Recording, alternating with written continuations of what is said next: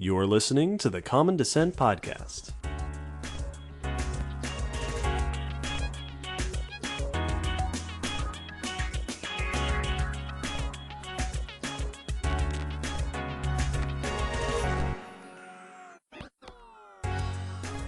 Hello, Will. Hello, David. Hello, listeners. Welcome to episode 75 of the Common Descent Podcast. 75. Yeah, hey, there's a 5.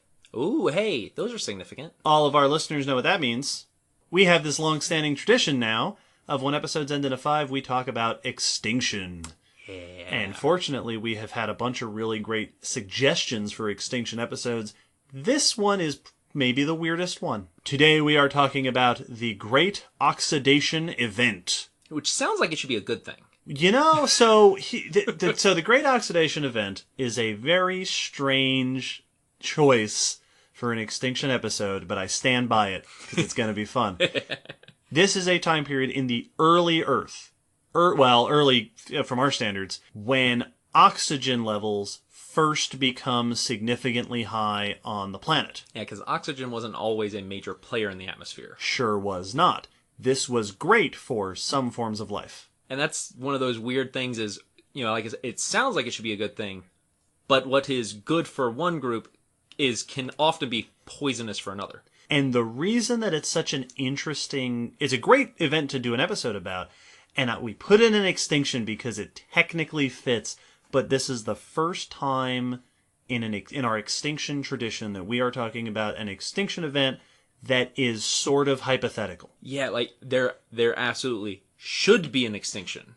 Yes, but we don't have a fossil record really from that time. Because of all those squishy things. So whereas most of our extinction episodes, it's here's what disappears from the fossil record and thus is extinct. We don't have that. Yeah. This is studying geological evidence and chemical evidence to tell us how the world changed and infer what must have happened to life during this pivotal event where one of the most important Earth transitions, particularly for the world that we know today, that allows us to talk into a microphone and do a podcast. Just like that. So we're going to talk about what early Earth was like, what happened around the Great Oxidation Event itself, and what the impacts are thought to have been on life as we know it and as we don't know it anymore. This episode topic was requested by our patron Lydia. Thanks, Lydia. Great suggestion. Yeah, a good one. So we're going to get into it, but first, a couple of announcements. Speaking of patrons, we have a bunch of patrons on our Patreon who we're grateful for their patronage. Yeah. And if you Patreon with us at a certain level, we will say your name in gratitude. Could you give us an example? So, for example, this episode, we are happy to welcome Mark, Michael, Clover, and Ollie. Welcome, everyone. Thanks for joining us. Thank you. As a reminder, if you are not a patron yet, but maybe you're thinking about it, maybe you're not thinking about it, you get all sorts of goodies. We do director's notes. We've been doing bonus news. Yeah. There's extra stuff you can get, including getting your name called out, and you can ask us questions for us to answer on the podcast. Stay tuned later. Ooh. One more announcement. Speaking of asking us questions, it's November. Yes, it is. Which means that 2019 is almost over. It is rapidly drawing to a close. Last year we wrapped up the year with a big mailbag Q&A, so we're going to do it again. I'm so excited. Check our social media, or you can check the episode description for this episode for a link to a Google form where you can submit whatever question you want. Yeah. Science, personal, random hypothetical. Absolutely. And we will answer it at the end of the year in what is sure to be a big, climactic, exciting end-of-the-year Q&A episode, 2019. Can't wait. Make your voices heard. Whole new decade coming up. Yeah. But that's all for announcements, which means we're on to the next segment, the news. News. Every episode, we pull some news from paleontology, evolution, the kind of scientific topics that we find relevant to the podcast, and go over a couple of them for you, our listeners. Hey, Will, what news bringeth you to... What do you got? I'm here to talk about big apes. Okay. The biggest ape. The best apes? Yeah, in my opinion. Gigantopithecus. That's a pretty good one. It's famous as the largest fossil ape, and even compared to those alive today, that we've ever discovered. So, big ape. New research has confirmed some, or seems to confirm, some suspected relationships with today's apes. Ooh. So, this is research by Friedo Welker et al.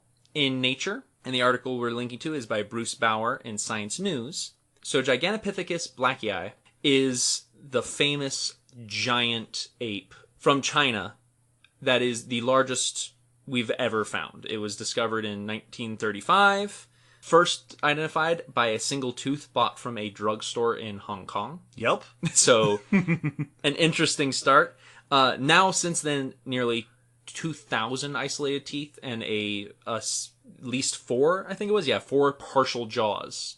Wow. Have been found, but not much more. So we don't have like really solid specimens. Lots of fossils, not a lot of coverage. Which means that we don't really have a great way to nail down what was Gigantopithecus, like compared to other apes. Right, it was big something. Yeah, was this more of a gorilla? Was this more of a chimp? Was this more of an orangutan? The orangutan has been the popular suspect, is that it was some relative of an orangutan, more heavily built. The estimates on the teeth put it at somewhere between 200 and 300 kilograms, which is, to translate, somewhere between 440 and 660 pounds. Which, even that lower number is higher than the average weight for full-grown adult gorillas today. Yeah. So this is big. This is a big ape. Big. It lived very recently, 2 million to 300,000 years ago. So, right at the origin of our own species, Homo sapiens. Yeah. Man, if we could have rubbed shoulders. Maybe we did. This is an ape that seems like it was bigger, built to live in forests, possibly adapted to eat tougher foods like tubers and stuff. And it seems like it's some sort of orangutan relative, but this is, as a quote in the article said, rested on very thin evidence. There wasn't really solid support for this. So, this study did a protein analysis. Oh, cool. Extracted proteins from a nearly 2 million year old tooth, and were able to compare it to various modern apes to see what might shake out. Who might it be most similar to. Proteins preserve much better than DNA typically, so this is why they aim for it. They didn't look for DNA because they don't expect to find it in bones this old. Nope. This came from southern China's Chuifeng cave, and what they were able to do was retrieve some amino acid sequences from 6 proteins, which 5 of those can be found in modern groups: chimps, bonobos, gorillas, orangutans, and us. Oh, so all the great apes. Yep. You can compare. So they compared across the great apes and found that of those, orangutans displayed the fewest disparity, so the least amount of change. Okay, so most similarity. Most similarity. Orangutans had a lot in common here compared to the rest, which means that orangutans and Gigantopithecus split from a common ancestor. They estimate from the proteins and age of the fossils somewhere between 10 and 12 million years ago. Okay. So that they shared an ancestor that far back. It is not a giant orangutan. Right. But it's a close cousin of that group compared to the rest of the great apes. If I remember correctly, if I remember my ape phylogeny, that's about the time that our lineage, us and chimps, split off from gorillas. Yeah, that sounds correct. I think our split with orangutans is a little bit before that. So that's an ancient split. Yes, that's as you way said. back. They're not just giant orangutans. Even though that's how they're often reconstructed. Famously depicted in the Jungle Book. Yes. Now, this is not conclusive, 100%. More protein analysis is going to be needed from other fossil Asian primates or great apes. So they're going to need to kind of fill out the lineages between 12 and 2 million years ago to really support this. But so far, this seems like solid support for what was suspected of this giant ape. Very cool. I like, number one, the orangutan comparison is what I've always heard. Yes. And so it's nice to get another area of potential support. Also, paleoprotein studies is just such a cool thing we can do now. It almost seems like cheating, like compared to how hard things used to be with stuff like it's so wonderful. Well, when you said it, my first thought was, oh, right. You could do that with Gigantopithecus. And my brain started filing through, like, what are all the other cool, really young organisms that we could study proteins on if we had good enough fossil remains? Yeah. Oh, that's exciting. Well, hopefully this will provide a good stand-in for us not having any of the rest of the body yet. Yeah. One can hope. There is a little bit extra protein info, because the sixth protein they were able to acquire didn't fall in with the other groups, so they couldn't use it for that analysis, but it does seem to be linked to a process where minerals are produced and built up to harden bones and teeth. Oh. So it might be what helped contribute to the especially thick enamel on Gigantopithecus. Oh, that's cool. So this protein actually might be what made them a more robust chewer, as they were mentioning earlier. Oh, and it's something that our modern great apes do not exhibit. Yes. That's awesome. Yeah. What cool insights. It's proteins. Well, for my first bit of news, I'm going to take us a ways farther back than that. More than 2 million years ago? More than, if you can imagine such a thing. 3. Just you wait for this episode topic, man. I don't think I'm going to say the word millions once. My next bit of news takes us back to the Cretaceous period, just around 100 million years ago, for what appears to be the oldest direct evidence of insect pollination of a flowering plant. Ooh, that's exciting. Isn't that cool?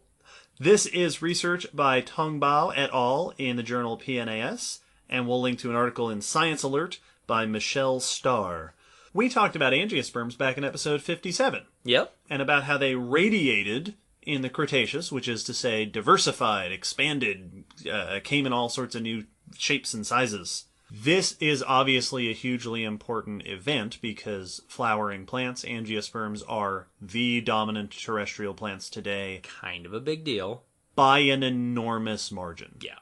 Like, to say angiosperms are the dominant terrestrial plants is kind of like saying humans are the dominant great apes. Yes. Like, not by like a little bit. Yeah. It's a big deal. And key to the spread of angiosperms today is pollinators. One of the coolest things angiosperms did is evolve, yes. adapt, to take advantage of animals. Yes. Like, here's a bunch of pollen, carry it to my mate. But there's not a lot of fossil evidence to show us the early evolution of this co-evolution. This new study presents a chunk of Burmese amber, because just lots of the coolest stuff comes out of amber. Episode 62. From around 100 million years ago, 99 is usually what it's identified at.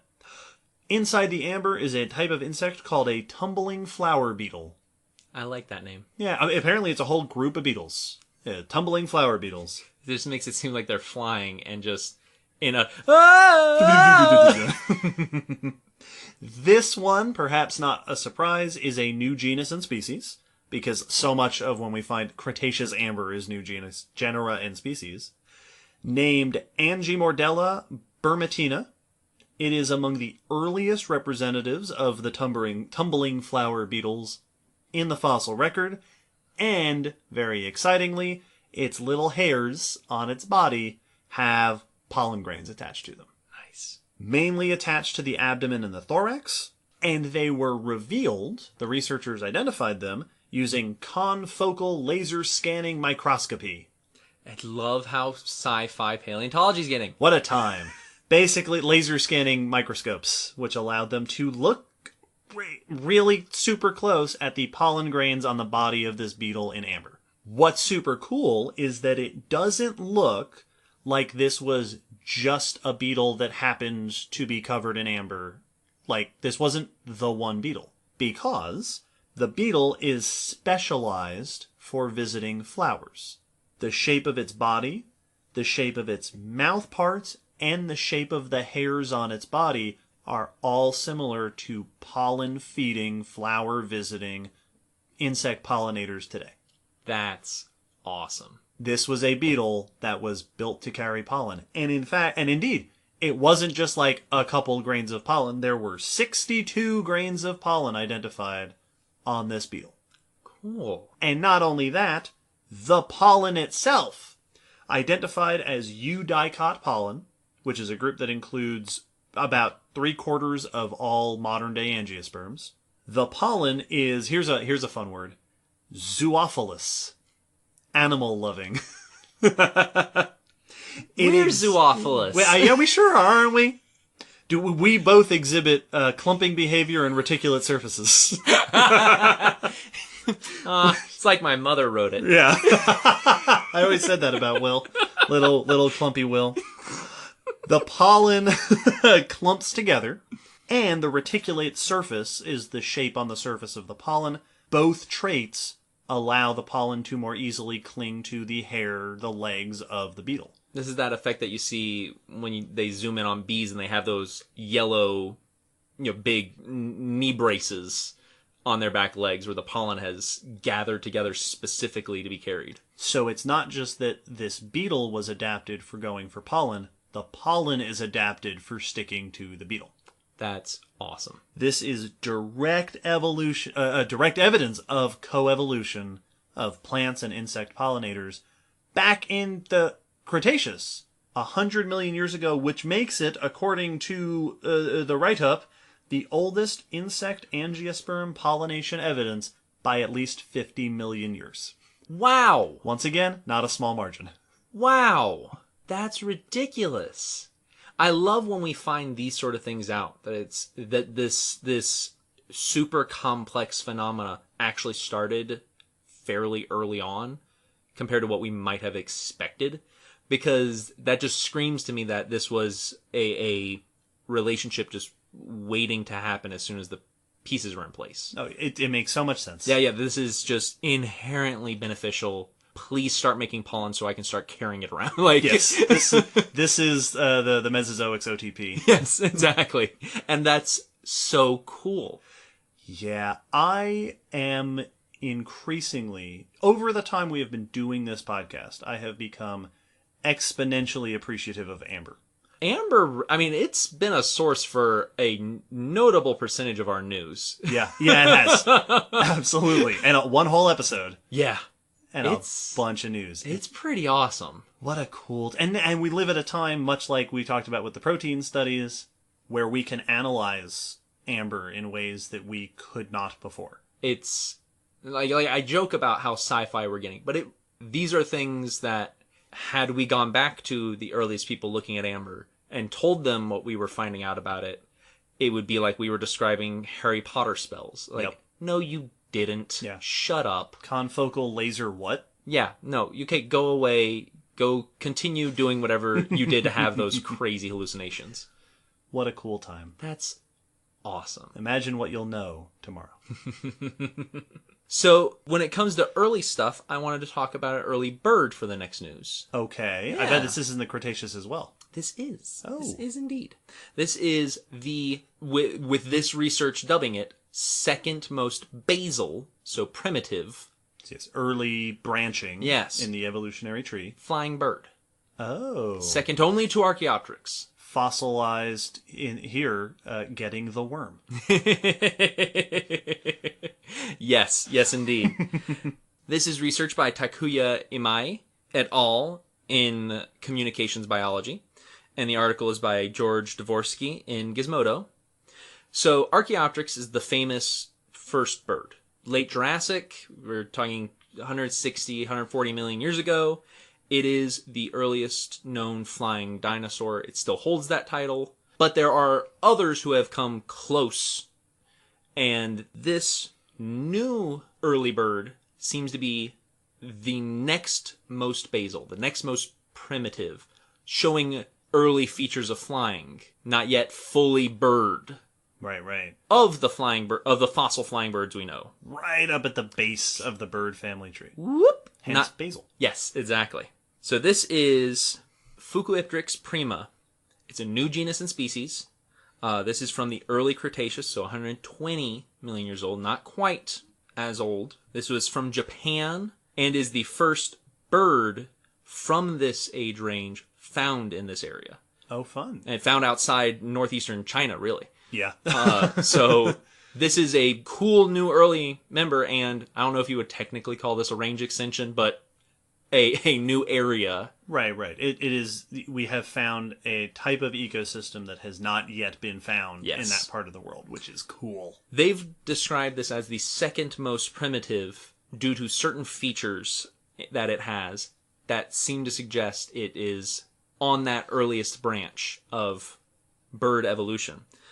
This supplants J-hole ornis, which was the second most, and is now the third most primitive. So we're filling in those spaces. Yep. This one also is three-dimensionally preserved, Ooh. Which is awesome. Seems to be nearly fully grown at about the size of a pigeon. Nice. Which, yeah, a little tiny. That not unusual for birds of the time.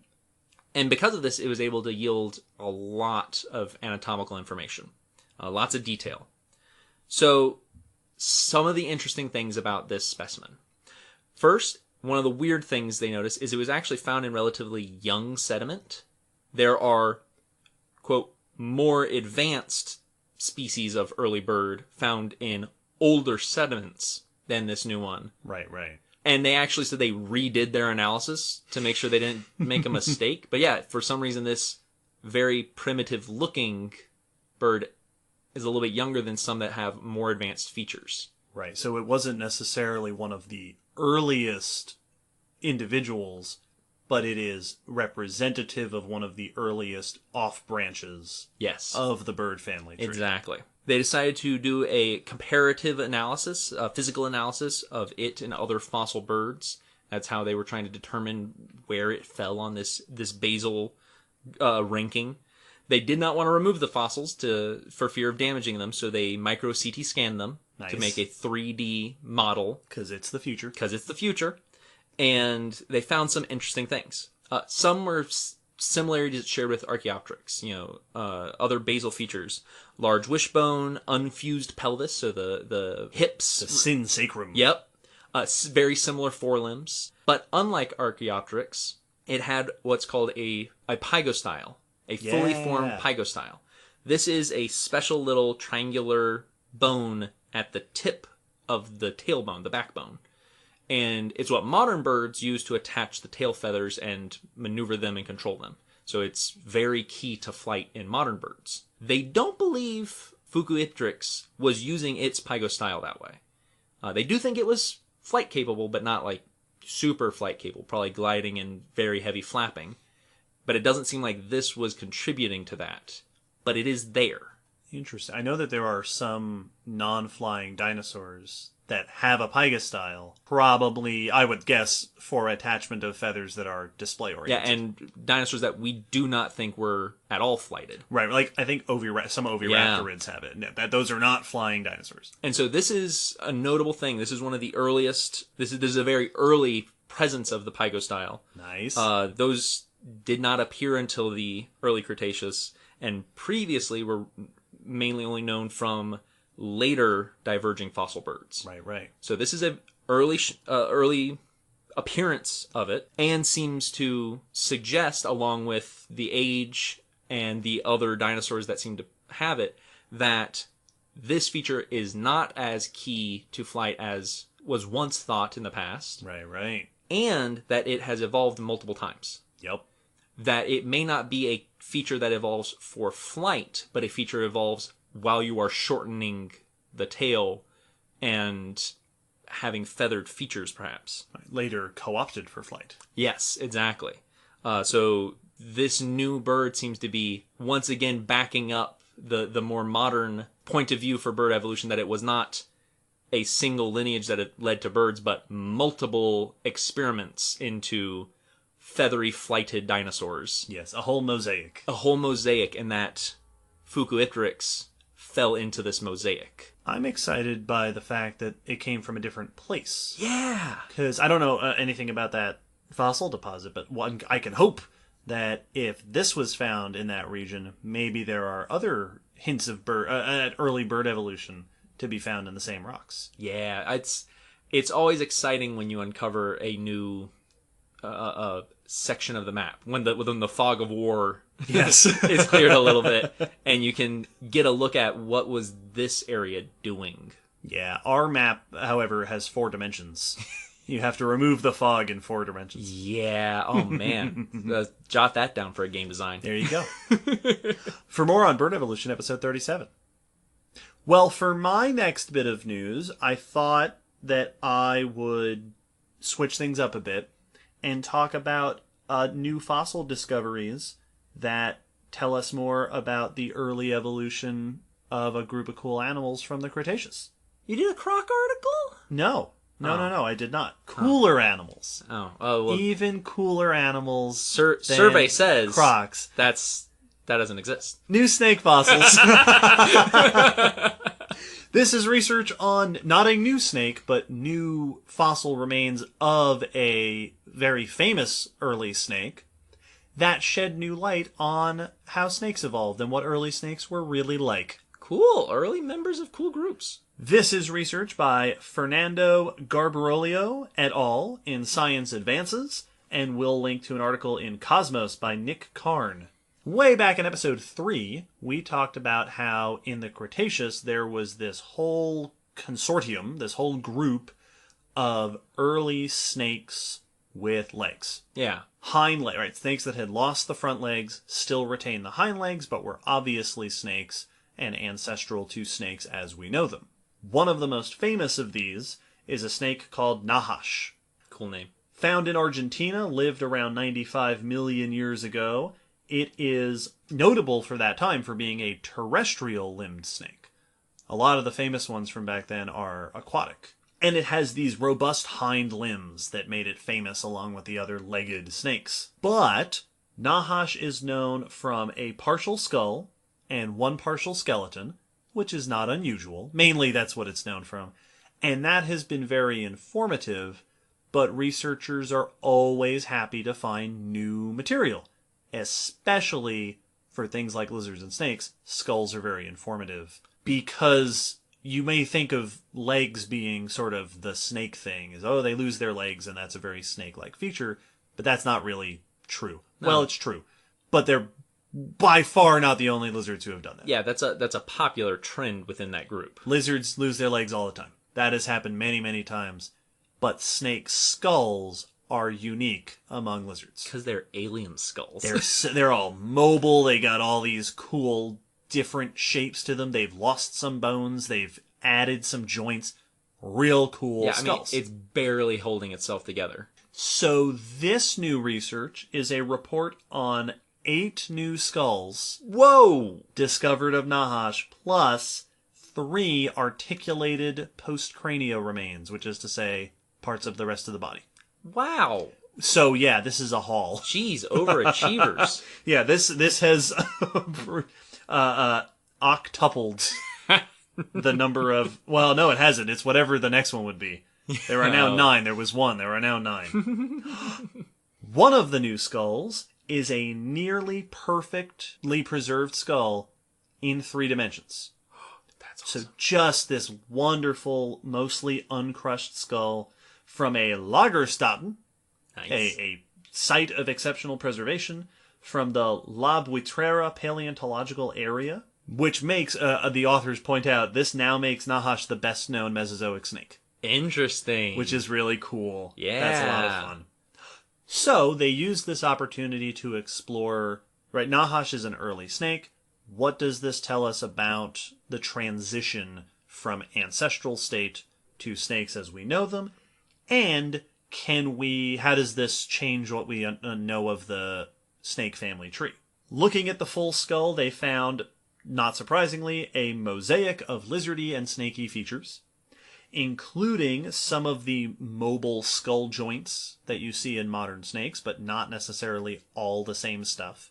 Big skull, large teeth, very much like modern snakes in that regard, with some lingering lizardy features. They also plugged a bunch of these new traits, these new skull features, into a phylogeny. So we've talked about this before.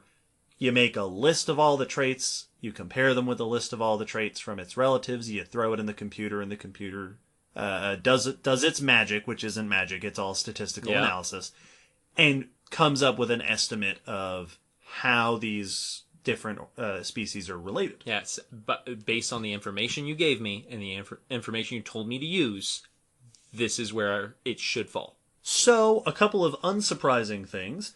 Nahash was closely related to a bunch of ancient Gondwanan snakes, so southern snake origination.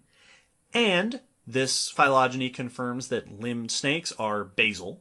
That is the trait from the earliest portion of the snake family tree. But comparing that information with fossil remains shows that the origination of limbed snakes is way earlier than the latest fossils of limbed snakes. Ooh. This phylogeny indicates that the front legs did disappear very early on in snake evolution, as we see in many of these snakes, but that the hind limbs stuck around from at least 170 million years ago to 100 million years ago. Wow. So, back-legged snakes were just a thing for 70 million years. What were they doing with them? Which suggests, and I thought this was a really cool way to say it, the hind limb only morphology, that body shape, was a stable and successful morphology. Yeah, there had to be something useful to having these back little dingly legs. It wasn't just a transitional, well, we're going through this phase. Yeah, we're phasing them out. It's taking a while, but No, having just the back legs was what snakes were like for a huge chunk of the time that snakes have existed. My brain's just reeling for the different uses of just back limbs. I assume it's that they were probably doing a lot of the same stuff that snakes with pelvic spurs do today, is mating and grappling and stuff like that. And they may have, there are a lot of lizards today that have very reduced limbs. Yeah, just little... There's some salamanders that have done it. Another really interesting note that they found, this is more of a technical one, but but they were very proud of it, so I will point it out. They were able to ascertain what happened to a certain bone in the snake skull. Oh, one that's missing? So this is a little bit of technical diving. There is this bone behind the eye in snakes. And in lizards, there are two bones in that area. And so one of sort of the questions when you're evolutionarily examining things is, which bone disappeared? Yeah. The snakes have one bone. Which of those bones is it? Because that can be informative as to how they evolved and why they may have been selected for that. To make it short, for a long time, people have assumed it was one. This snake skull indicates that it is the other one. Huh. That they point out that for a long time it was thought that the lizard postorbital bone is what stuck around, and they lost the jugal bone. But here they can see that it is the opposite. Where this bone is still attached tells us that it is, in fact, the jugal, and the postorbital bone is what was lost. Which sounds like a lot of, esoteric naming of bones and stuff, but it's always fun to learn a couple things. One, that we were wrong about something. Yep. Which is fun. And also, that clears up a little mystery of which bones exactly were lost, and now we can start asking questions of why. Well, now we know which bone a snake has. Yeah, right? And that's kind of good to know. Yeah. That's cool. Similar arguments, by the way, have cropped up. Like, I know that, I don't know if this is still an argument, but for a long time, there was a debate about bird fingers. Yeah. That was actually the example I was going to use to explain it. Which fingers did they lose, and which ones do they still have? Yeah. From the ancestral state. It'd be like if we jumped millions of years in the future and humans are around, but we only had 3 fingers. Which 3 fingers are they? Yep. It might not be easy to tell if one of them's not obviously a thumb. Also fun when thinking about the evolutionary order of losing things.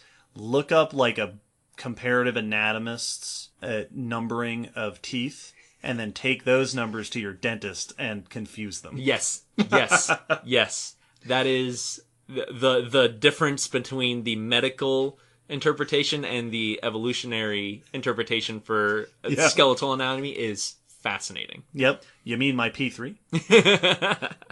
The other thing the authors were delighted to point out is that this new analysis just adds to the data that these early snakes were big-bodied, large-headed. Like, these are not little burrowers. These are not necessarily like what has otherwise been assumed to be the earliest representative of snakes.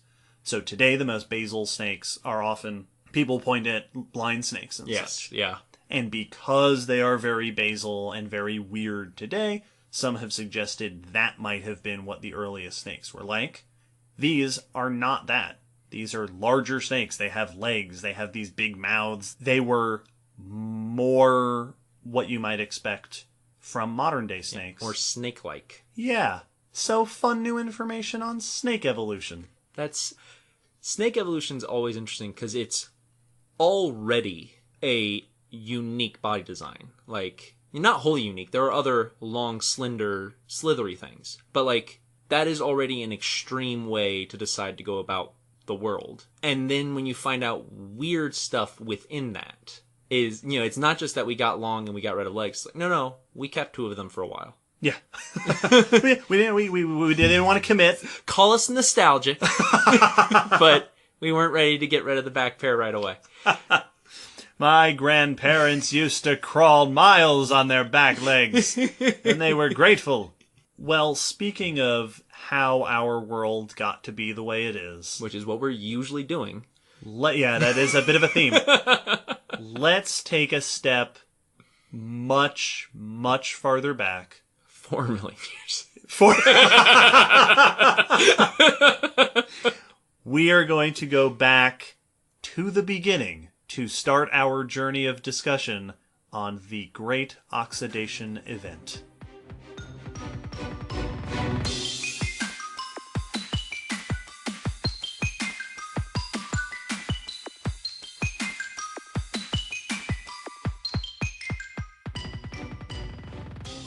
Pop quiz, Will. I'm ready. How much of the modern atmosphere is oxygen? I have to make sure I have my numbers right. 21? Oh, well done. Yeah. Yes, 21% of our modern atmosphere comes in the form of O2, which is this sort of stable atmospheric compound of oxygen. Yeah, it's the good version. The good version. 2 oxygen atoms and happily married floating around in the atmosphere. Yeah, just buddying it up. Oxygen today is super important. It is found all over the place. It is in the form of oxygen in the atmosphere, O2, as well as things like carbon dioxide. It is abundant in the ocean, obviously, in the form of H2O. Also fresh water. Oxygen is the most abundant element in the Earth's crust in the form of silicon dioxide. Interesting. Which is what makes up quartz and related minerals. I read somewhere during this, I didn't write this down, that it is by mass the most abundant element on Earth. I didn't know that. Or at least in the land, sea, and air. Yeah. It is the most abundant. It's also one of the most abundant elements in the universe, or at least in the Milky Way galaxy. Oxygen's kind of a big deal. I'm important, they know me here. Yes. Pop quiz, Will. Okay. That oxygen almost entirely in the atmosphere comes from one source. Do you know what that source is? Photosynthesis? Yes. Yeah. I had a moment where I was like, you're on the spot. Do you mean like place or group? Yeah. Like from South Africa. Yeah. Because I was like, no, it's like 50-50 between algae and plants. Yeah, no. Photosynthesis. Photosynthesis is the source of just about all of the oxygen in our atmosphere, which is really cool. Yeah, no, it's photosynthesis real handy. And oxygen is, including photosynthesis, part of this grand cycle. Yes. That keeps it moving through these various places out on the surface of the planet. Photosynthesis is a metabolic process that produces oxygen. Respiration, which is what we're mostly doing, is a process that takes in oxygen, and thus it cycles. Yes. Oxygen is also moved around by weathering processes on the Earth's surface. Oxygen is exchanged between the water of the ocean and the atmosphere. Oxygen is constantly moving around. It's also just a really big deal chemical item. I mean, it's very much a currency in like a lot of these systems. Is you can track what step you are in the systems by counting your oxygens, and like it's a big indicator of what chemically is going on by where it's moving and what it's doing. And I like the notion you said that it's like currency, mm-hmm. and yeah, it very much it's very important in global chemical reactions, especially in metabolism. Yes. So oxygen is famously involved, it's sort of iconic in what are known as redox reactions. So if you took chemistry at some point, you may remember hearing about redox reactions. These are chemical reactions where an electron is being transferred from one compound or one element to another. Mm-hmm. One is being reduced, gaining an electron, lowering its charge, getting a more negative charge. The other is being oxidized, losing an electron, and thus getting a more positive charge. Yes. Oxygen is an exceptionally good electron acceptor. Yes. So when there is an element out there that needs to get rid of an electron, oxygen is ready to oxidize the other thing. Mm-hmm. The oxidizing agent. This is exceptionally important for things like our own respiration. Yeah. So during respiration, not to go into super details, but there is this incredibly important process called the electron transport chain. Oh, yeah. Which creates a gradient through which protons can travel, and that basically just keeps the whole engine running. That transport chain works because oxygen is there, keeping the electrons moving, accepting the electron at the end of the chain, which is why it's so valuable and important for our own respiration. This is true to many of our chemical reactions. Many of the chemical reactions important in our world require oxygen to happen. Photosynthesis, even though it produces oxygen, also mostly needs oxygen to occur. Yes, it does. Life as we know it does not work without oxygen. Yeah. It's one of those things where even in situations where it's not directly related to breathing, cellular respiration is happening in every cell, and that is all using oxygen as one of the main components to trigger that reaction. Yes. However, if we take a trip back in time, it was not always like that. No, it wasn't. No. Let's journey back, shall we? To the early Earth. Now, I don't mean the Cretaceous. The Triassic. Or the Cambrian. Okay. The Archean Eon begins around 4 billion years ago. So a bit. This is early Earth. 4 billion. Back then, it is estimated that the atmosphere would have been largely composed of nitrogen, which is also true today. Yep, still is. But with very, very little oxygen, if any. I've seen estimates back there, so you can estimate. We'll talk a bit more about how you estimate atmospheric concentrations, but largely you're using other chemical proxies to infer, okay, this chemical is at this state in these rocks. How much oxygen would there need to be for that to be possible? Yeah. Stuff like that. Because, it's sort of one of those things, if I can tell you I've put these chemicals into this vat of water, using just the chemical knowledge of how they interact, you should know what you'd expect. Right. And there are certain forms of certain chemicals, certain elements in ancient Archean rocks that shouldn't be able to be there if there was more than about 0.001% atmospheric oxygen. If there was basically any. Basically no oxygen. Yeah. This was partially due to the fact that any oxygen there would be gets locked up in other stuff. Oxygen gets locked up in water, it gets locked up in iron deposits, so there wasn't free oxygen in this early Earth. Yeah, it's busy being other molecules. It's not just O2, it's H2O and it's other things. Instead, we expect to have seen conditions like what we see on other planets' atmospheres today. atmospheres that are full of hydrogen, H2, or things like methane, CH4. So atmosphere, quite unlike what we have today. Chemistry very different, right? You don't get the same kind of reactions that you get in an atmosphere that doesn't have oxygen, that has hydrogen or has methane instead. Yes. So you have different chemical signatures in the early Earth.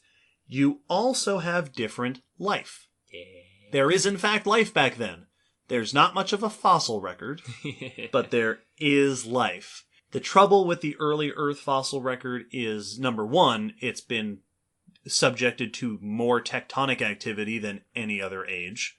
Longer time means more tectonic, messing with it. More time for stuff to go wrong and it get destroyed. Also, the life back then were microbes. Itty bitty. Simple microbes. Not even like big microbes. Yeah. Like really the simplest of microbes. Not even an amoeba. Not even an amoeba. You couldn't cure a two-celled amoeba. That bonus points to the person that gets that ridiculous reference. But these are microbes. These are prokaryotic microbes. So that is the same category that modern-day bacteria and archaeobacteria fall into. Simple, unnucleated cells. And they would have been anaerobic. Yeah. Which is to say, respiring, metabolizing in the absence of oxygen. And these kind of bacteria still exist today. Yes, they do. Yeah, it's not that they've gone away now that oxygen's around. They're just functioning in specific situations where there's not a lot of oxygen, like still water and stuff like that. Yeah, like hydrothermal vents, or in your stomach. Yeah. Yum, yum, yum. We do have some evidence of these types of organisms back in the days. Famously, things like stromatolites. The earliest fossil evidence in the world is stromatolites. These are layers of sediment laid down by microbial mats. Yeah. So these sort of goo, this ooze that would have created these sediment layers. Built up very much the way a coral reef is, but built up by bacteria. And what are called biomarkers. Mm-hmm. So these are remnants of organic molecules that indicate biochemical processes. So, to give you an example, photosynthesizers take up CO2 as one of their fuels. Well, life just passively, there are multiple forms of carbon. There, you got your C12, you got your C13, and they have slightly different subatomic compositions that make C12 slightly lighter in weight, literal weight, and thus easier to move. Yeah.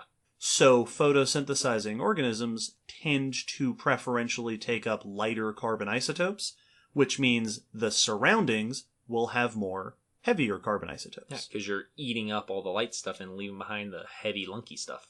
Things like that will get recorded in the rocks and the sediments and the seawater and indicate biological activity. Yeah, you'll see overall situations that really only make complete sense if there was something metabolizing stuff. Yes. And we have evidence of this. We have evidence of life of some kind at least 3.5 billion years ago. There is evidence that microbial life was basically global by about 3 billion years ago. Which is crazy. Which is so cool. Bacteria-like life was everywhere by 3 billion years ago. Haha, take that, inanimate object. Take that, rocks. As for what kind of life, we can learn a bit about this by looking at what lives today. So in a world without oxygen, you could get things like methanogens. Neat. These are organisms that produce methane. They're using things like hydrogen as their fuel source. So cows. Well, bacteria type things that are eating hydrogen and producing methane as their waste. Yeah, right. Very relatable. Yeah, yep. They operate without oxygen. They're often heat-loving, thermophilic.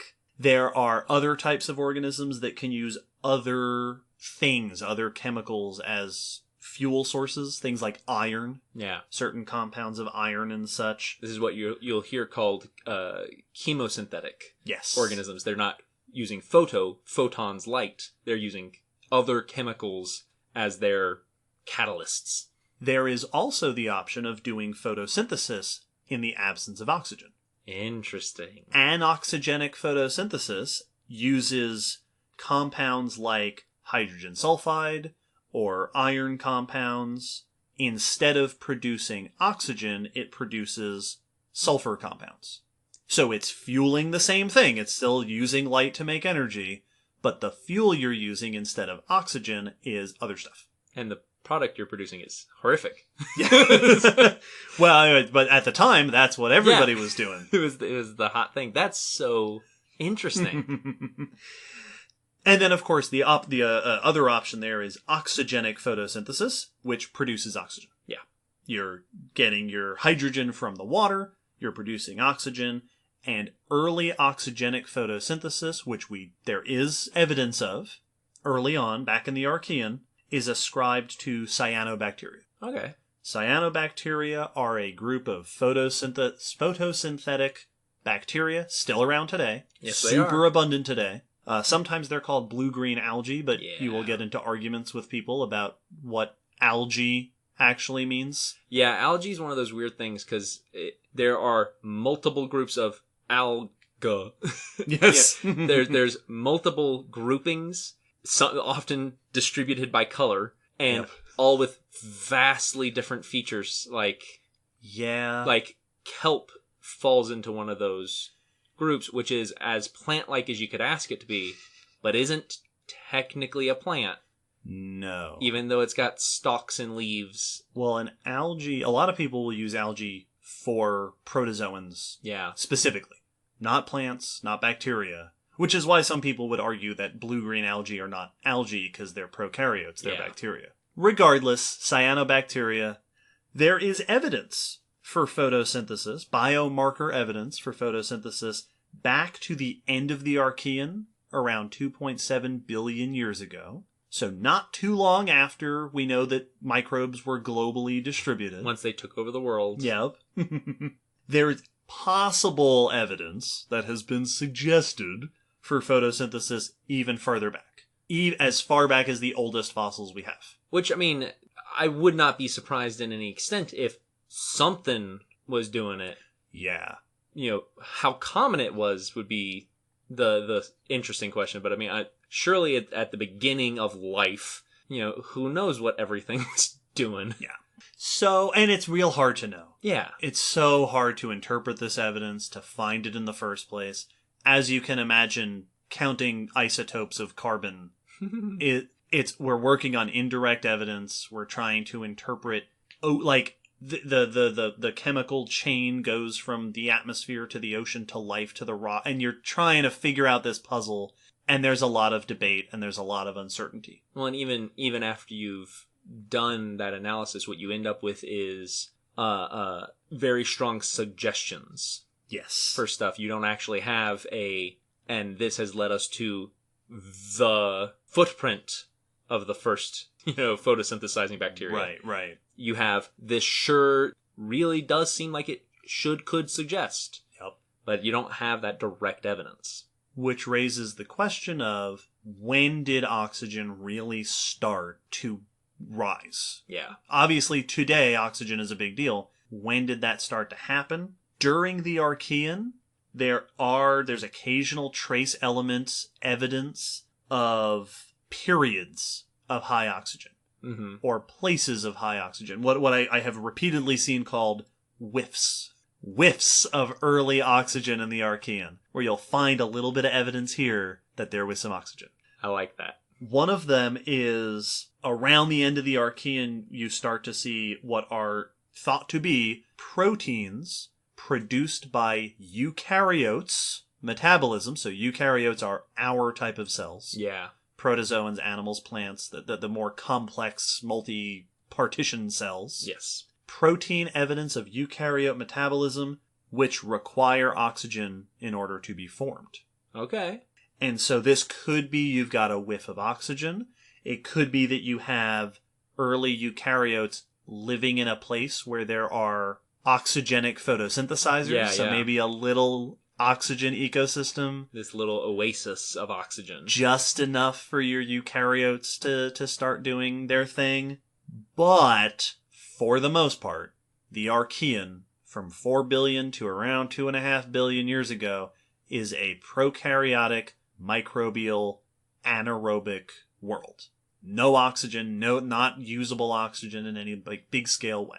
Which is extremely notable, because that's meaning like for a vast chunk of life's history, we weren't relying on now one of the most important elements. Yep. And that I loved the comparison to alien worlds, to other planets. That's why those comparisons do matter, because Earth was an alien planet as far as we today would be concerned. Yeah. Which is funny because the thing that changed it is what other planets would consider aliens. Yep. Which brings us to the end of the Archean, the transition between the Archean Eon and the Proterozoic Eon, and an event called the Great Oxidation Event. Dun dun dun. Also known as the Great Oxygenation Event, or the Oxidation... I've seen a lot of names for these. You'll see it called the Oxygenation Tragedy, or Catastrophe. That sounds like biased reporting on the part of the Archeans. Yeah, doesn't it? As those thermophilic hydrothermal vent sulfide bacteria. Like, tragedy. The Great Oxidation Event was coined recently, only about 20 years ago. The classic idea is that you had this long period of no oxygen, then a stepwise rise in... there was a peak here, there was another peak later. Yeah, it wasn't a constant, all of a sudden oxygen just went... It went boop, boop, boop, and just jumped up a few times. And I'll tell you, before we even start, that is no longer what appears to be the case. It looks like... I take back all my sound effects. There was a lot of up and down. You've got these complex interplays between oxygen and other chemicals in life. As I said, there's a lot of debate about exactly when and exactly where and exactly how much when oxygen rose and when it fell and what the reasons were. So here's the disclaimer. A lot of this is still being worked on. Very difficult to measure this kind of stuff. But in general, it is fairly agreed upon that this boundary, this Archean Proterozoic boundary around 2.5 billion years ago, was the critical transition. So that's where we saw it shift atmospheric density of oxygen. This is where we start seeing real solid evidence that something was going on. Here's what some of that evidence is. Things start appearing and disappearing. Not life, I know. We'll get there. For example, there are famous sandstone deposits from this time period called the red beds. Good name. And the reason they're red is because they contain iron oxides. Oh, like rusty stuff. Rusty stuff. And in order for those to form, you need oxygen. Yep. There are other mineral deposits that are oxidized, suggesting that there was an increase in some kind of oxidizing agent. On the other hand, things that used to survive on Earth no longer did. So in the Archean, like I said, you see a lot of the isotopes of things like sulfur. Yeah. Famously, sulfur is a one that's pointed to a lot, that only persist if there's no oxygen around to mess with them. Gotcha. Those disappear. There are also certain minerals.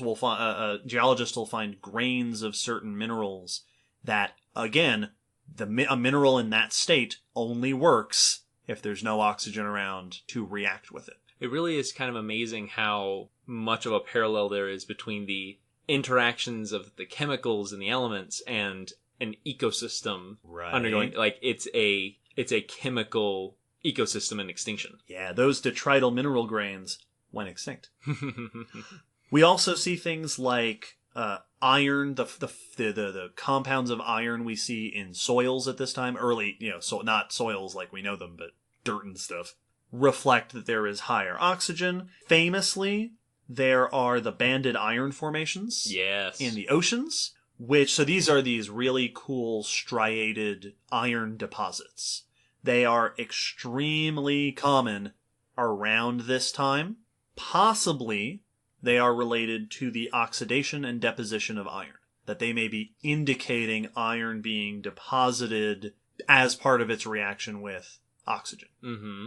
I found a note that pointed out that starting at this time, and for the next 500 million years, this was in a paper that I wrote, It has been estimated that 90% of the tonnage of all known iron formations were probably deposited between around 2.6 and 1.9 billion years ago, Wow.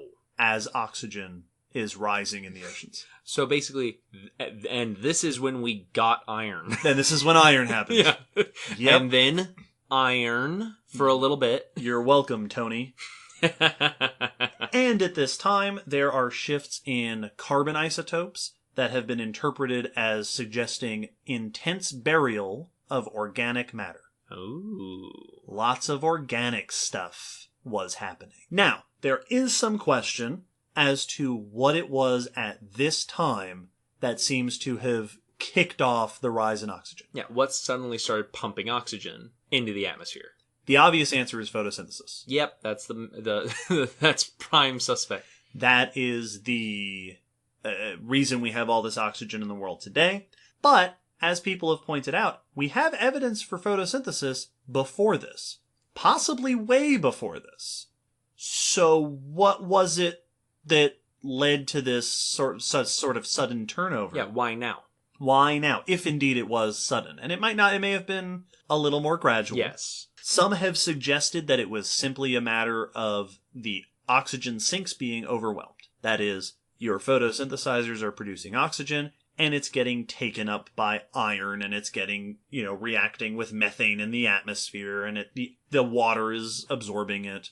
Maybe it just reached a tipping point. Yeah, you had no more storage, and there's no place to go but up. Yep, and so now you just had free oxygen. Yeah.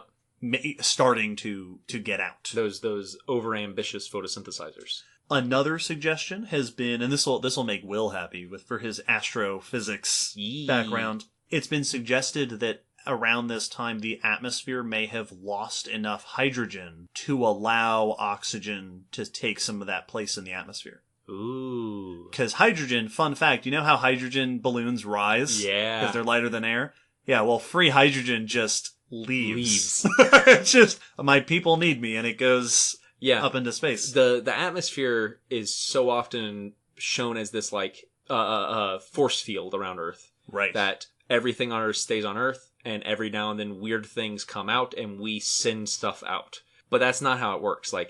It is a permeable membrane. Yeah. And stuff can just leave it. So we're just losing hydrogen. Yeah, we're leaking into space all the time.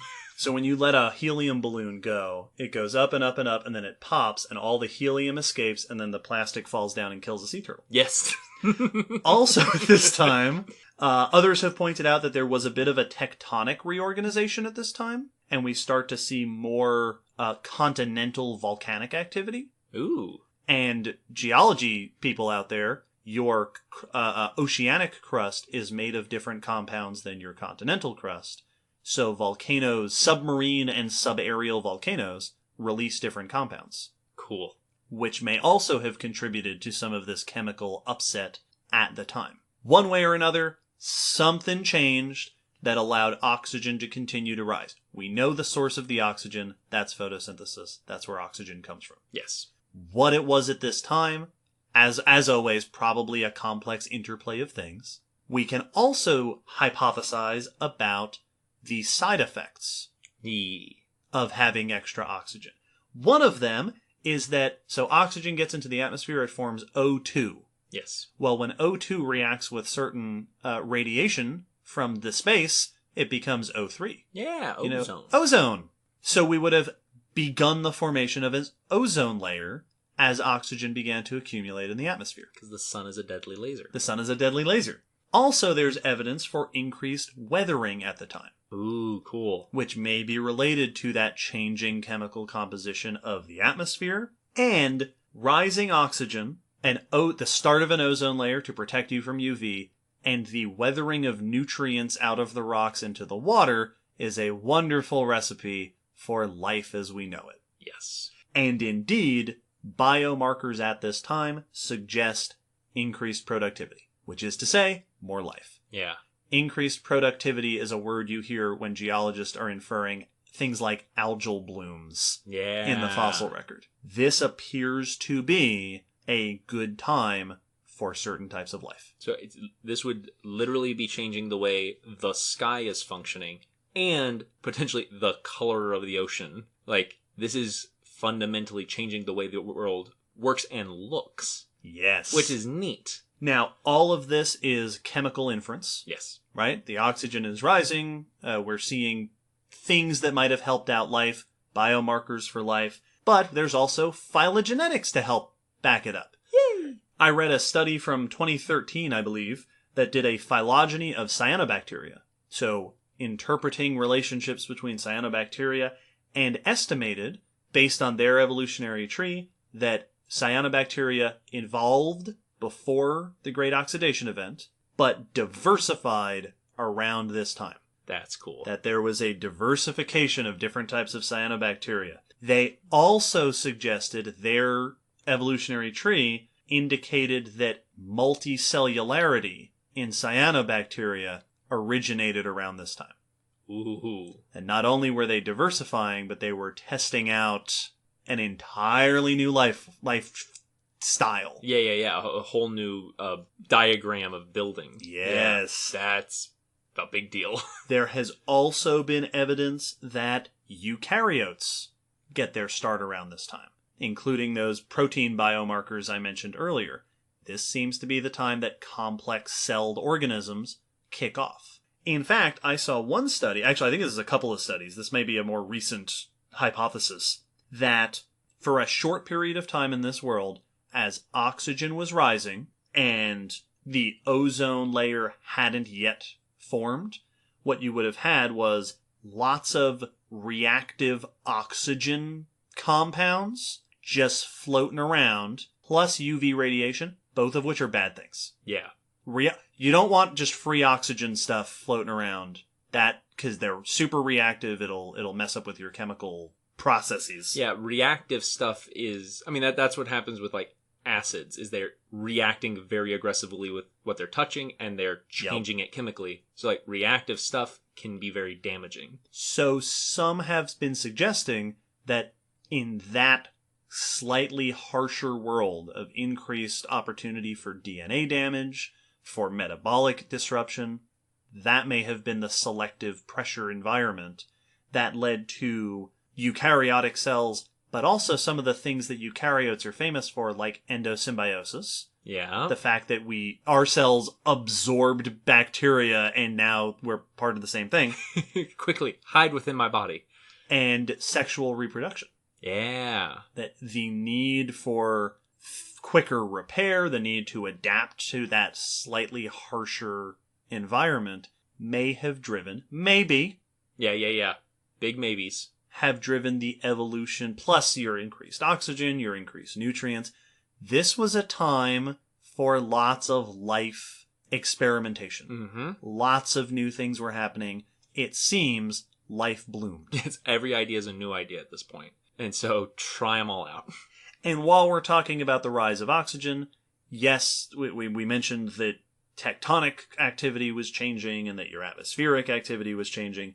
But the other thing, of course, based on all this evidence that was changing at the time, is that life was expanding. Yeah. So if more oxygen was allowing your cyanobacteria and other life to do better, well, as that life does better, your photosynthesizers are doing better and producing more oxygen, which then improves conditions for your photosynthesizers, and so on and so on. Yeah, there's how you get exponential things where it feeds into itself to increase. There have been estimates that by the peak of this runaway rise in oxygen levels in the atmosphere may have reached as high as 10 to 20 times modern levels. That's quite a bit more than I thought you were about to say.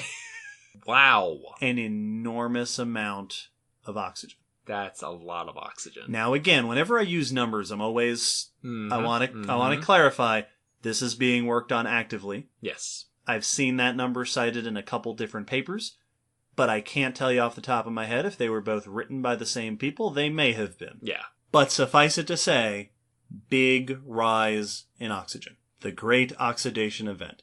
Life changed. Global chemistry changed. This was a big deal. But this is episode 75. This is an extinction episode. So it has to be bad for someone. And it was.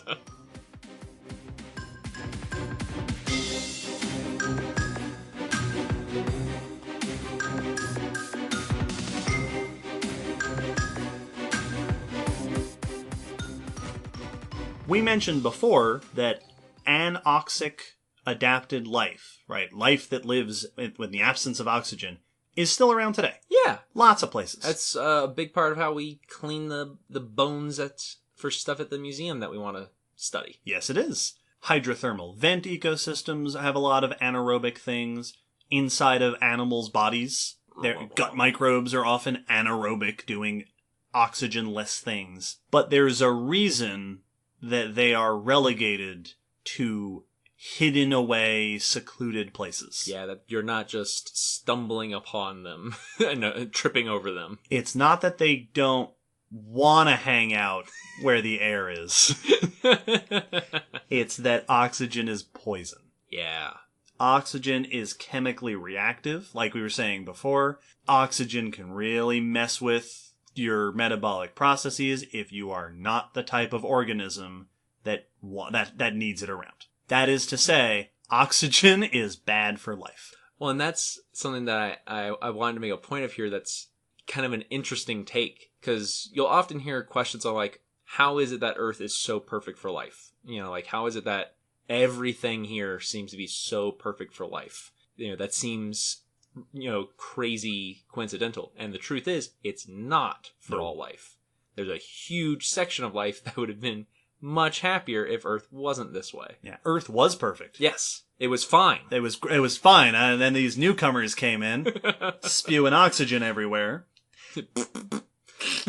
Not only does oxygen mess with anaerobic metabolism, oxygen in ecosystems would have gotten rid of the other potential metabolic fuels. Yeah, like, it's reacting with the things you need for your weird metabolism. Yep, so it's taking away the fuel that other organisms might be using. So an influx of oxygen was a huge problem. So all these, those anoxygenic photosynthesizers, those anaerobic respirers, those methanogens, all those creatures that were not just the dominant form of life on Earth. Yes. This is a terrible time for those. Mm-hmm. Which leads people to suggest, and this is where we get into why this is a weird extinction episode, there must have been an extinction. If those were the dominant form of life, there's no way they could have skirted past this without experiencing an extinction event.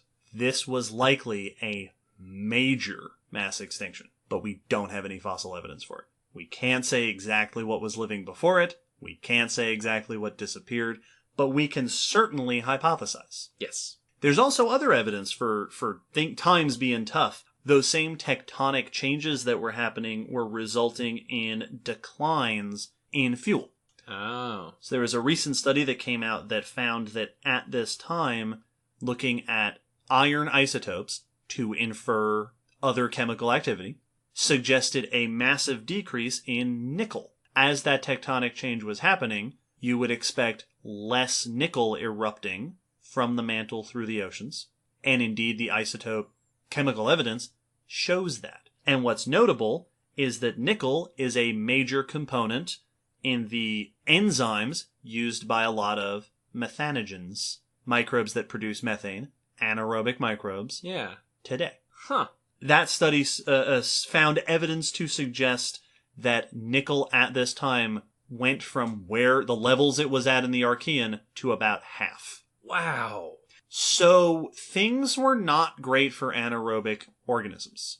There was probably a huge replacement as those organisms were on the decline and the more oxygen-loving species were doing okay. I mean, this is like a sci-fi story when aliens come and terraform a planet. And are like, they're using your fuel and resources for their own weird metabolisms, and they are changing the atmosphere to poison. Yep. Like, everything is bad. Now, imagine, if you will, a sci-fi scenario where a species goes to a planet and starts messing with everything and chemically altering things, and it has unexpected consequences. So this is a time period, not only would there have been major extinctions, most likely in the microbial realm, it was also the time of a methane collapse. Oh no. So, 2 reasons. 1, your methanogens are probably not doing great. Yeah. So they're releasing less methane. But also, oxygen and methane, like O2 and methane, don't get along, apparently. Or perhaps they get along too well. Yeah. The way that I heard this described, and I love it, so I wrote it down, is that O2 and CH4 annihilate each other. Which I believe means they react with each other in a way that you are left with neither. Yeah. I think, and I think I read, and I don't, chemistry, that they form CO2. Gotcha. One way or the other, O2 and CH4 will react with each other, and thus, neither can live while the other survives. So, while you're getting rising oxygen in the atmosphere, you're also going to start reducing your methane levels. Now, that may sound great. Yeah, it's going to smell better. It's going to smell better. It's not going to be blue or whatever. Yeah. But methane happens to be an extremely potent greenhouse gas. Yeah, it does. And if you remove in fact, methane has been suggested, as I'm sure Will knows, as one of the explanations for how early Earth could have been warm enough for that early life, given that the sun should have been weaker. Yeah. Back at that time, methane's a greenhouse gas. It traps heat. Yep. So early Earth was probably full of methane. And as your methane decreases, you are losing your heat shield, or your blanket, your security your blanket. Insulation. Which means that you would expect cooling. Yeah.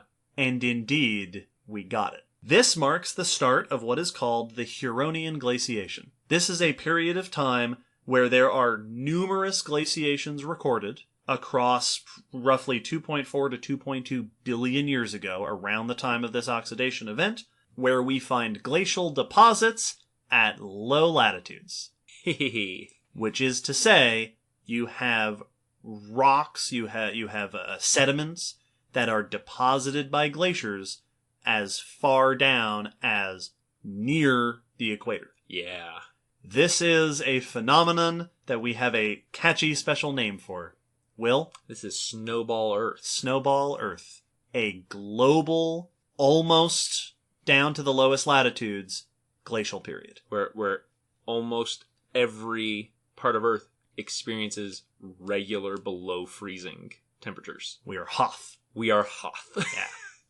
This I have seen described, I think it was on Wikipedia, so, as Earth's oldest and longest ice age. Cool. Because it appears to have lasted hundreds of millions of years. Jeez, early Earth. So we had this rise in oxygen, and all of the cyanobacteria and such were like, this is great, and then it wasn't. Well, and because this is something that, may seem really crazy, that all of these little microorganisms are changing the face of the planet with their crazy chemistry. But this is something that we talk about all the time with modern, atmospheric conditions of, we're concerned with greenhouse gases, methane and CO2 being the two of the big ones, getting into the atmosphere in too high of quantities, thickening our layer that's going to insulate the heat from the sun. Yup. And we're wanting to plant trees to combat that excess CO2 and bring it back out. But if that combat continues too long, it could thin that. So, this is stuff we are talking about still today. It was just happening completely unchecked back then. And once again, we don't have a fossil record. Yeah. But it is very difficult to imagine a global ice age, a snowball Earth, or, slushball Earth, or whatever version of it you want to imagine. I like that name. Slushball, it's not quite ice all the time, without massive impacts on life at the time. Yeah, they just all bundle up in little winter coats and they're fine. And indeed, there is... so there was another study that I came across, a very recent... I think this one was actually earlier this year, 2019, that looked at isotopes of, in this case, barium and sulfur, as a proxy for bioproduced oxygen. So, okay, how much oxygen is being produced by our biological organisms? And what they found is lots of production during the Great Oxidation Event. Yes. Expected. And then, as the Great Oxidation Event wanes, an enormous drop in productivity. You produced oxygen too greedily and Yes. without questioning the consequences. When I say enormous, they estimated at least an 80% loss of productivity, which is to say, of organisms producing oxygen. That's now, like, this sounds like it goes from, boom, boom, boom, but we're still talking about billions. Oh yes, this takes place over the course of at least, it seems, 200 or 300 million years. Yeah, so like this is still a vast amount of time, but it means we went from basically no oxygen in the atmosphere to suddenly a huge increase in organisms producing oxygen, massive amounts of oxygen, and then the vast majority of those organisms died. Yep. Like, that's just such extremes that seem, B-movie scenarios today, because it's so alien. But it is, and that's a good point, that this is taking place over a time period equivalent to the time since the first dinosaurs. Yeah. So this was to today. This was taking a while, but it is still just huge shifts in the face of the Earth during that time. So what appears to have happened is that you had this massive rise in these organisms, but what has been hypothesized of this, and I love the phrase that this paper uses to describe it, is feast to famine. That you had all this oxygen rising, you had these nutrients being weathered out of the ocean, out of the rocks, out of the continental sediments and such, and then you have all this new life using it, taking up those nutrients, locking them away, depleting the source of nutrients on land. The nutrients get buried with the organisms when they go down and die. So it has been suggested that the reason we see this big drop is that this boom of life, this algal bloom, did basically what algal blooms do, where they blooms, takes advantage of everything, uses up all the resources, and collapses. Yes. Except instead of happening in a pond, it happened on the Earth. Yeah, globally. Now, whether or not this counts as an extinction event is hard to say, because a loss in productivity doesn't necessarily mean that species were going extinct. It could be that every species was reduced by 80% or something. That populations were going down. However, what appears to have happened during the Great Oxidation Event is that a massive rise in oxygen almost certainly led to the disappearance of much of the biological population of Earth from beforehand, and then triggered a major climatic shift that probably stressed out tons of life on Earth, and then a massive decline in the new productivity of Earth altogether over a few 100 million years. Probably one of the worst biological tragedies in our planet's history. Maybe the worst one. Yeah. This is why it's an extinction episode. Yeah. It's such a crazy series of events, because there was this very alien life on Earth. This not actually alien, but very unfamiliar life dominating the planet, that then is not wiped out, but just significantly hindered by a new rising of life that then goes on to produce its own situation that kneecaps that new grouping as well. So like, it's that very pride comes before the fall. Yes. Well, it's like an algal bloom that takes over a pond, kills all the fish, and then all the algae die. Yeah, and then it dies because the pond now can't support anything. So, the Proterozoic Eon has begun. Chapter 1. Chapter 1. So, one of the most notable things that happens in the aftermath of the oxidation event is that oxygen levels appear to fall again. Yeah. Dramatically. Research has noted that as the Proterozoic continues, you end up with these relatively low oxygen conditions in the atmosphere and shallow ocean waters. Perhaps as low, probably fluctuating up and down, but perhaps as low as 0.1% of modern levels. Wow. So just this big rise and this big drop, It's just boomerang effect. and then probably fluctuating for the next several 100 million years. There's also chemical evidence as the Proterozoic continues for widespread anoxia in the oceans. That you had times or places where you were severely depleted in oxygen, and eusenia, which is low oxygen, high sulfur conditions. So things it was a phase. Yeah. But it nonetheless provided effectively the foundations for the world as we know it. As all of our extinction episodes end with, yet it provided, we're one step closer. Once upon a time, oxygen rising on Earth, as I mentioned before, was thought to be, it was very low, then the oxidation event, then it was a little higher, then the next event, then it continued, then the next event, which doesn't seem to be the case. Yeah. It seems to be that it went up and down and it fluctuated. But following the oxidation event, you had a lot of open niche space. All those old, dead anaerobic friends have left open lots of opportunities for cyanobacteria and eukaryotes to start filling in. Oxygen does ultimately continue to rise in a world that is now, again, filling up with photosynthesizers. Yeah. You can't have a lot of photosynthesizers without that oxygen's going somewhere. Yes. As the oxygen continues to rise, the oceans and atmospheres become more like today. So the cycles we see today, carbon and sulfur and nitrogen and phosphorus, start to look a bit more familiar. Yeah, start to establish themselves as the regular chemical processes. By around 1.8 billion years ago, the deep ocean becomes oxygenated. Ooh, that's which important. Did not happen during the oxidation event. The big oxidation event was atmosphere and shallow oceans. The deep ocean becomes oxygenated. That's also around the time that we run out of banded iron formations. It's also around that time that we see a new radiation of eukaryotic life. Now, our oxygen is filling in all the gaps. The next step, such as it may be, in oxygen doesn't come until just under 1 billion years ago. Okay. Starting around 800, running to about 600 million years ago, where you see another rise in oxygen, another snowball Earth. Did you not learn?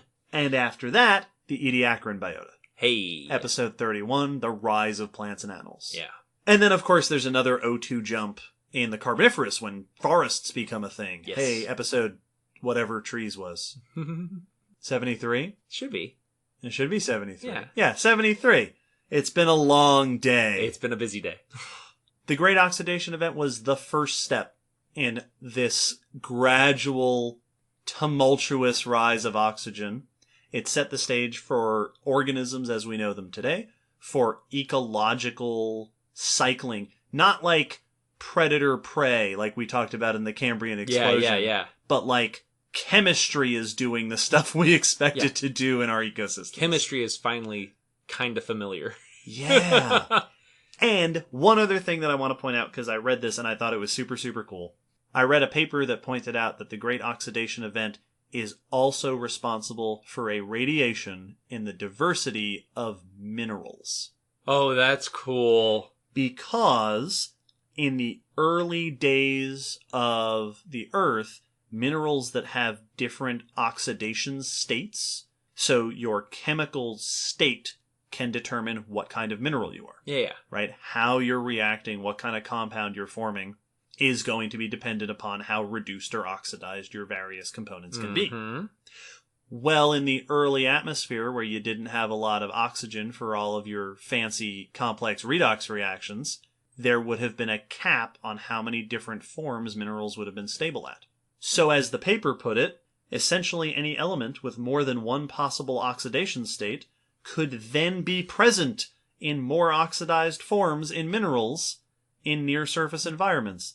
This development resulted in an explosive growth in the diversification of minerals. That's so cool. Yeah! I also saw it written on Wikipedia. Mm-hmm. Salt, because I didn't check the reference, and I don't remember if I couldn't access it or something, but it referenced another paper that suggested that the number of modern minerals compared to back then, that at this time, the number of possible minerals effectively doubled. Wow. And there are hundreds of thousands of minerals that have been identified in the world today. Wow. Which is, so like, we have spoken before many times about how life on Earth terraformed the planet. Yes. And yeah. And it started early. It sure did. The thing I also love about these kinds of discussions, as you said, we end, or at least at some point, come to the conclusion of every extinction episode that, and now we are one step closer. You know, we are one less degree of difference away from Earth today. Just it's a little more recognizable now. But the other thing that I like about these sorts of events and looking at these events is it also indicates that by no means was this guaranteed. No. Like, the oxygen went up and then it came right back down to not quite what it was before, you know, as low as it was before, but not a lot more. No. So we were definitely at a point where the Earth could have gone an anaerobic versus an oxygenated atmosphere pretty much, for all we know, just as easily. Like, there's no indication that it was guaranteed. So I like these things because from the chaos, we have arrived here today. And I always like going farther back because you learn, like in the end Cretaceous, we learned that is the event that allowed mammals to take over where once reptiles were dominant. And the end Permian changed the type of ocean ecosystem that existed, right? Like the way that organisms lived in the oceans turned over. This event was the deciding factor between whether the Earth would be aerobic or anaerobic. Yeah. And one might argue it could also have been the deciding factor of whether or not multicellular and eukaryotic life became dominant on Earth. Like, this was the point at which what kind of cells are going to be the main players was being decided. Yeah. Like, the fundamental building blocks of complex organisms. So, like, these parts are always so interesting to me because we sci-fi sets up planets that seem so outrageous, but really the Earth was but a few changes of events away from being completely unrecognizable. It's a pretty intense event, and it's awesome. It's also, unless some wacky discovery happens, I would suggest the oldest extinction we will ever talk about. Yeah. Until they discover something weird on Mars. Yes. Then we'll have another extinction episode. Yes. Earth-based extinction. Yeah, it was the all Earth-based extinction. Where it mattered. No. Well, I hope that our listeners have a greater appreciation for the oxygen that they breathe. Yes. Well, almost didn't have it.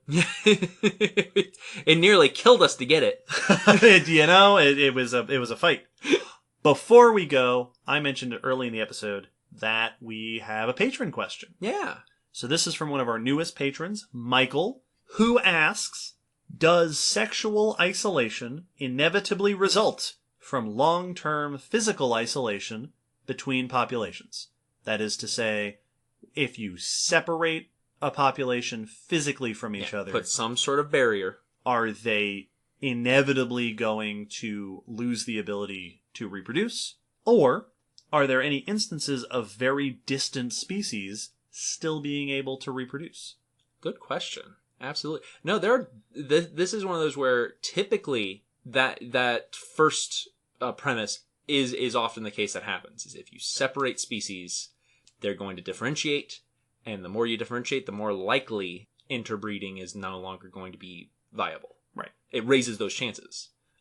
But that is not by any means a guarantee. There are definitely situations of distantly separated or isolated species that, when reintroduced, breed perfectly fine. Yeah, I read one. I read an article. When I read the question, I pulled up an article that was from earlier this year, I think. Nice. Of the discovery of, I think it was a narwhal and something else, and some other cetacean. Interesting. I forget what they were. But yes. No, I know what you're talking about. I don't know if it was a dolphin or if it was It was a narwhal and something that were discovered to have successfully hybridized despite phylogenetically being estimated to have split 1.5 million years ago. Yeah. I mean, you see that with, that's one of the big things threatening Cuban crocs, is interbreeding with American crocodiles. Yeah. And those are definite different species. You know, they're not subspecies of one another in any means. And physically, like morphologically, very different. Right. The narwhal thing was 2 different genera. Yeah. So you can get interbreeding, and the reasoning for that isn't that somehow they've retained it from interbreeding, but just that as likely as it is that the more different you become, the less likely you are to be able to interbreed, there's also likeliness that maybe you just don't. Yeah, there's no rule that says, you could theoretically, you could imagine a scenario where everything changes except the compatibility of all of the things needed to reproduce. Yeah. That for whatever reason, the changes made outside of that just don't end up affecting that. Or none of the selective pressures end up being on those features. So physical separation is a great way, it's a great path to take if you want to become reproductively split from another population. But it's not necessary. Yeah. Well, but not necessary. It's not a guarantee. It's not a guarantee, exactly. And there are lots of situations where you have sexually compatible species that don't interbreed for reasons other than separation, like the behavioral barriers that we talked about, or temporal. Yeah, exactly. You bloom at different times. Your sleep schedule's weird, or your song is stupid. So no. Right. Otherwise we'd be fine. Yeah. So yeah, good question. Excellent but there are question. Absolutely weird examples. We talked about hybridization in episode 44. Mm-hmm. So you can listen to a whole discussion about that. Yes. Well, thank you, Lydia, for your suggestion. Great. This was a lot of fun to go into. A cool, weird topic. Thank you, Michael, for your question. It was a weird topic. I made this comment during one of the breaks. This is like right on the edge of my comfort level. Yeah. There's a lot of chemistry, and I tried to leave there somewhere in the outtakes. There's me trying to talk about redox reactions, and just giving up. Yeah, it's just at the edge of like, I know I learned some of this stuff at some point, and that was a long time ago. It was So if I said anything chemically erroneous, which is possible, I apologize. I'm sure someone will let me know. And I'm not a chemist. we accept your correction. Yeah, I just said what the internet told me. Hopefully you enjoyed this episode. As always, there will be links and pictures. I don't know what pictures we're going to use. Banded iron formations. There's no fossils. And here's O2. Yeah, all right. Here's CO2. And here's H2O. It's going to be me playing with those models from chemistry class. We'll order some on Amazon. Links and pictures in the blog post. News links in the blog post as well. More information for you to dive into. We release new episodes every fortnight. Mm-hmm. Episode 76 is next. Keep the suggestions coming. Keep reaching out to us. We love hearing from you. Keep an eye on our social media and in the episode description for a link to the form to submit your questions for our end of the year 2019 Q&A, which we're very excited about. Yes, ask us what you want us to talk about. And we might have a couple other bonus episodes coming up before the end of the year. Yeah. I won't say more than that because I don't know when it's going to happen. Yeah, because maybe. Because scheduling is hard. We release episodes every fortnight and we manage it. Yes, yeah, because scheduling other things is difficult. And then life's in between. There's someone out there sitting there going, yeah, you said you were going to release that Dragon Con conversation. Yeah, we sure did. Yes, we sure did. And we sure will. Next episode will be in at least 2 weeks.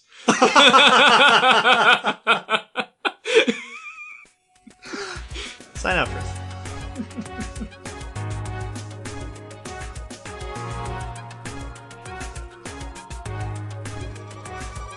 Thanks for listening to the Common Descent podcast. You can follow us on Facebook, Twitter, YouTube, and check our WordPress blog for pictures and links after each episode.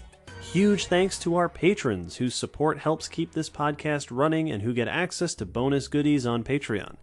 The song you're hearing is called On the Origin of Species by Protodome, which we found at ocremix.org.